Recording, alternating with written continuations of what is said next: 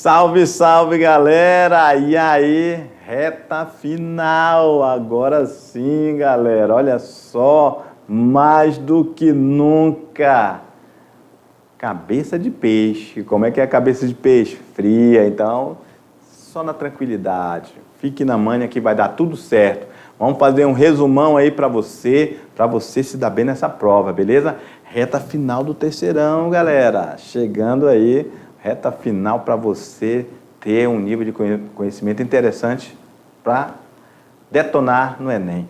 Vamos lá, sem mais delongas, vamos direto lá para o meu quadro, diretor. Aula 53.1, revisão geral da unidade 3. O que a gente vai ver aí? Ó? A gente vai ver a economias emergentes, parte 3, a natureza como fonte de recurso, poluição atmosférica 1, e 2. A aula, estão presentes na aula 37, 39, 45 e 46.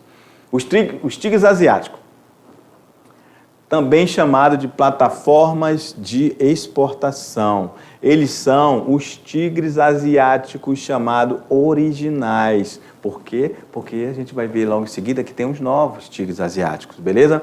E quem são os originais? Singapura, Coreia do Sul, Hong Kong, Taiwan, ok? E quem são eles? Os tigres asiáticos originais. Como eu acabei de falar, Singapura, Coreia do Sul, Hong Kong e Taiwan. Valeram essas 4 áreas o título de tigres asiáticos ou dragões asiáticos, conhecido como velhos tigres ou a primeira geração dos tigres asiáticos. A industrialização deles é voltada para exportação. Lá pelos anos 70, eles eram realmente uma fera, ou seja, muito agressivo economicamente. E o mundo olhou com outros olhos esses países aí, lá, os tigres asiáticos, beleza? Então, os tigres asiáticos, o início da transformação deles, a instalação de filiais de indústrias dos norte-americanos, dos japoneses, que contaram com estas vantagens, a localização próxima ali do Oceano Pacífico. A mão de obra deles é barata, qualificada, não é desqualificada, é qualificada, ou seja, é abundante também, e eles são muito disciplinados, ok? Inicialmente, a industrialização desses países baseou-se na exportação de tecidos, brinquedos e pequenos componentes eletrônicos.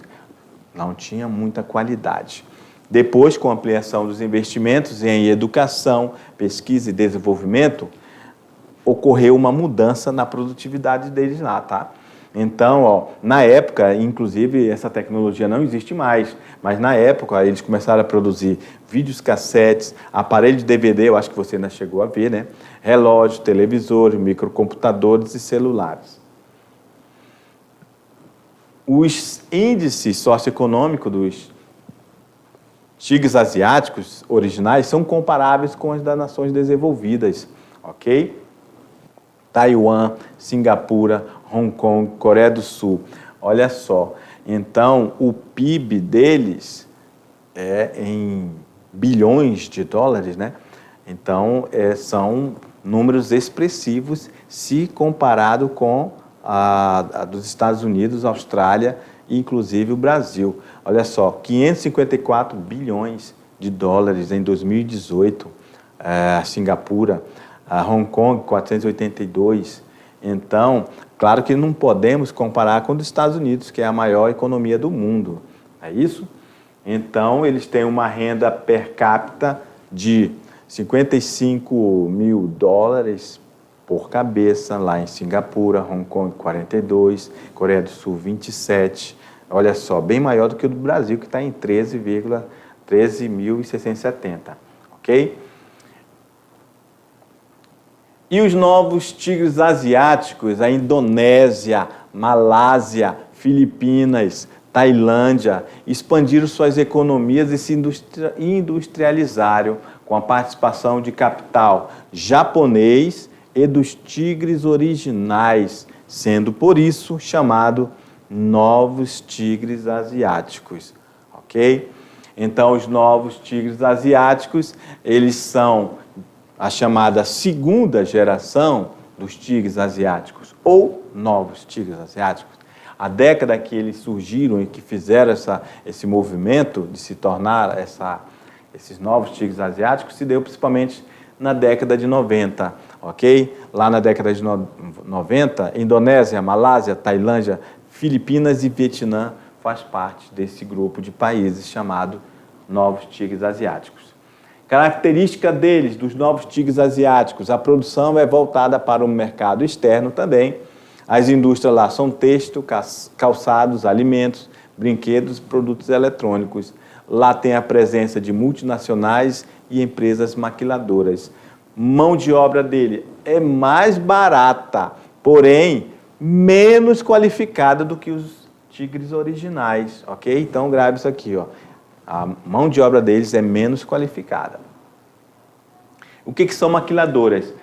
São empresas que importam peças e componentes de suas matrizes estrangeiras para que os produtos, como carros, computadores, aparelhos de som, sejam manufaturados, ou seja, montados, em geral, por trabalhadores que ganham um salário inferior ao daqueles que trabalham nas suas matrizes, para depois exportar o produto final para o país de origem da empresa, ou para outros países em que o produto seja competitivo.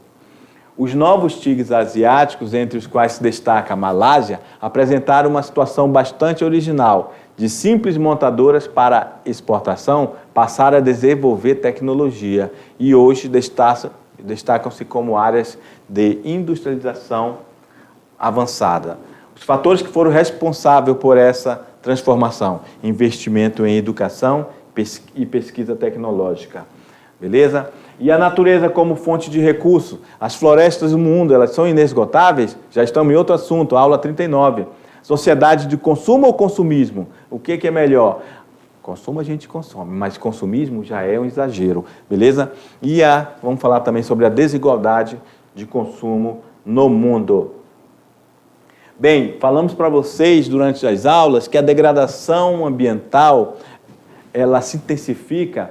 Primeiro, a gente tem que entender que isso vai se tornar mais evidente a partir da Revolução Industrial, ok? Mas essa degradação ambiental cresceu de forma desenfreada durante o século XIX e XX, com consequências evidentes no nosso tempo, século XXI. O que nós temos de degradação ambiental? Poluição atmosférica, contaminação da água, solo, retirada de florestas, entre outros, que gera preocupações para a vida do planeta, para as gerações do futuro.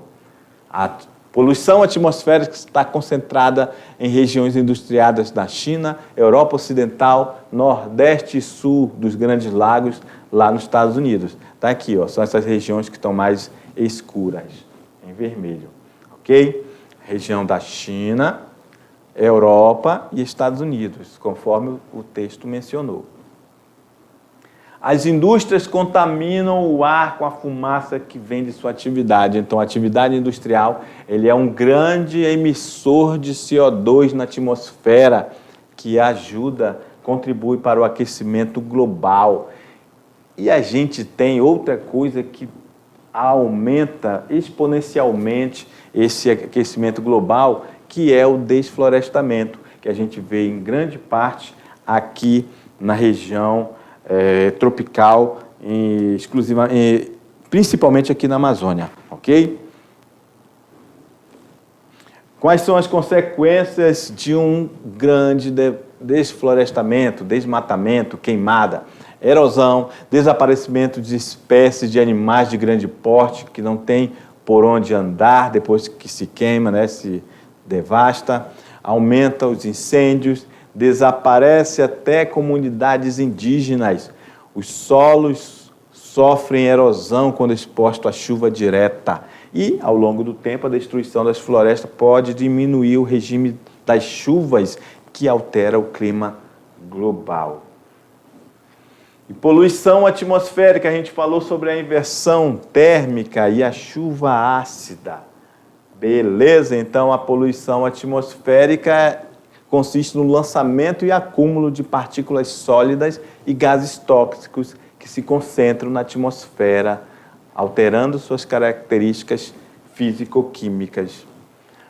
A inversão térmica, como o próprio nome diz, é um fenômeno atmosférico natural, né? Ela acontece de forma natural. E acontece em qualquer estação do ano, mas ela é mais comum no inverno. E como ocorre? Quando o ar frio, mais denso, é impedido de circular para uma camada de ar quente, menos densa. Isso aqui, ó, primeiro que a gente falou que é natural. Tá aqui, esse é o natural, ó, fluxo natural. A gente tem o calor aqui das cidades, selvas de pedra, beleza, a parte vai ser quente, mas ela vai dissipando, vai indo para o ar frio, depois esse ar frio vai indo para o ar mais frio, isso é o fluxo normal. O problema é quando nós temos um ar frio que não consegue subir e fica aqui uma camada de ar quente e depois uma camada de ar frio. Isso é a inversão térmica, ok? Isso se sucede nas grandes cidades e centros urbanos industrializados. É um problema ambiental urbano que é intensificado com a ação antrópica. A ação antrópica, já falamos para vocês, que é o mesmo que a ação humana.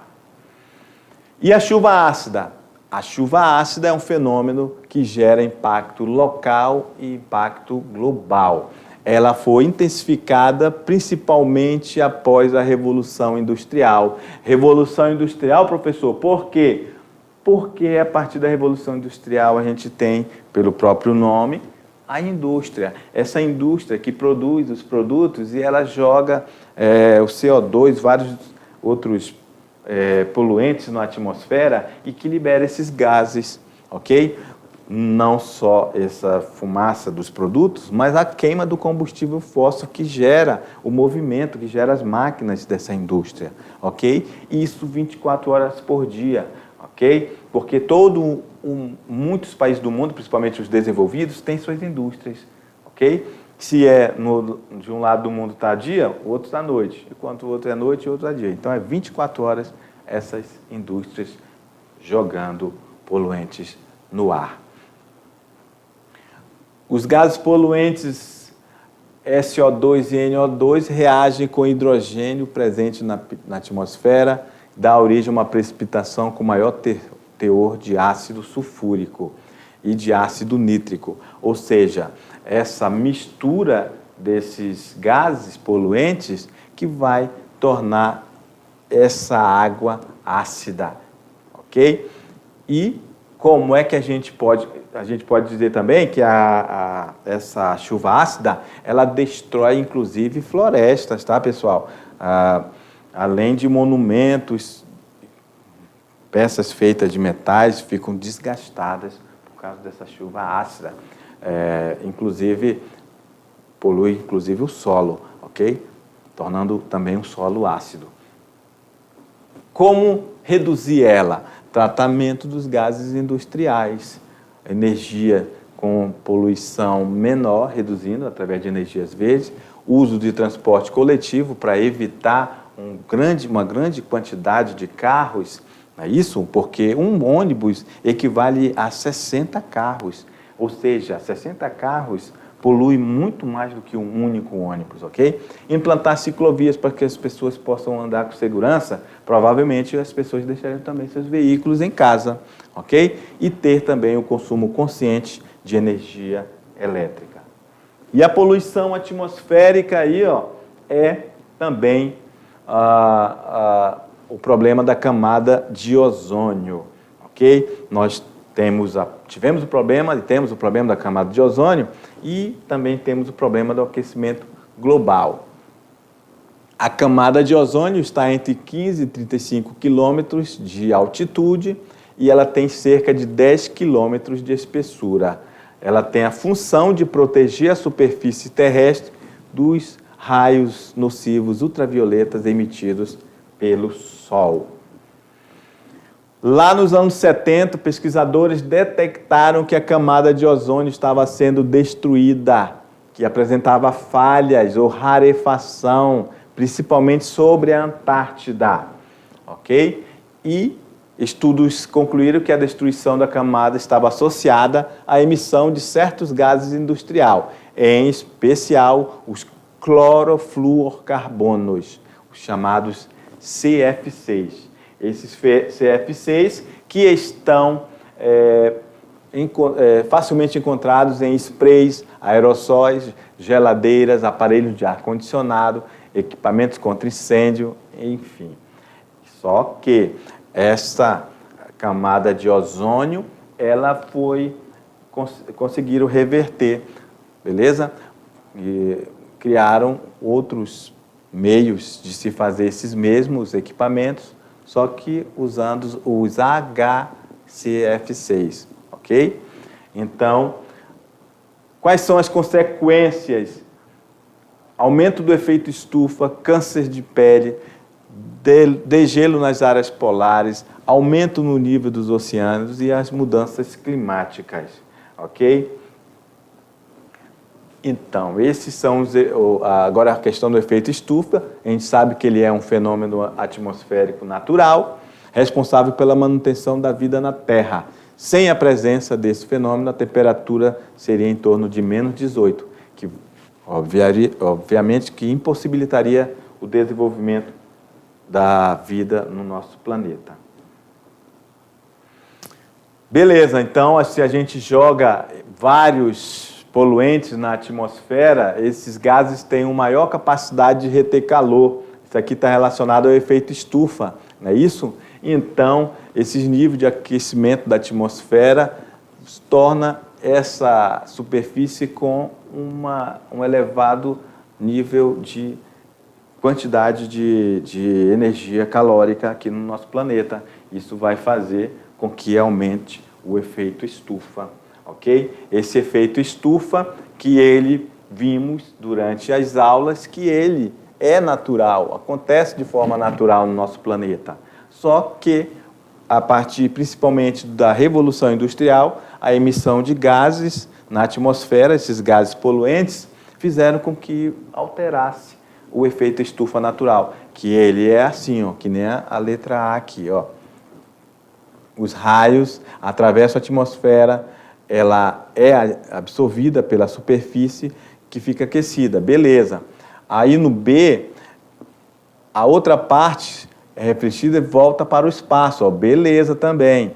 O problema está no C, que a radiação, o calor, é retida pela superfície da Terra, absorvida pela camada de gases do efeito estufa, que envolve o planeta e provoca o aquecimento da superfície terrestre. Ou seja, aquece a Terra, quando ele vai voltar novamente para o espaço, não, ele não volta. Esses gases do efeito estufa, eles não deixam o calor sair da atmosfera. Beleza, galera? Ufa, foi uma correria! Você vai se dar bem na prova, hein? Vai dar tudo certo, tenha fé. Faz a sua prova aí, bacana que vai dar tudo certo. Boa prova. Valeu!